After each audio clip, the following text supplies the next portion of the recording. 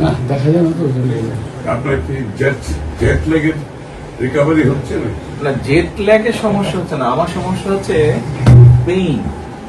ওই যে দাঁড়াই দাঁড়ায় দাঁড়ায় মানে এই কয়েকদিনে মিলিয়ে গতকালকেও তো জিপের থেকে বাসে একটু ইজি হয়, দাঁড়িয়ে জিপিতে বসে মানে 3 দিনে 8 আওয়ার্স আমি হাত তুলেছি। আমরা হিসাব করতেছি, আমি তো বাসায় গিয়ে বুঝবো। আরেকটা ঝামেলা হচ্ছে আপনার, সেটা হলো সেই পরিবার অলমোস্ট পুরো শোল্ডার কিছুক্ষণ পরে আরেক ডানের পায়ে পুরো বাঁকা। এক পায়ে উঁচা নিচে ছিল না।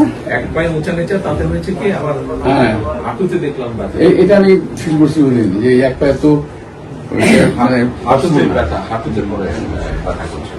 যাক, এগুলো ঠিক হয়ে যাবে। আপনার ওখানে একটা জেট ল্যাগ টের পাবেন না।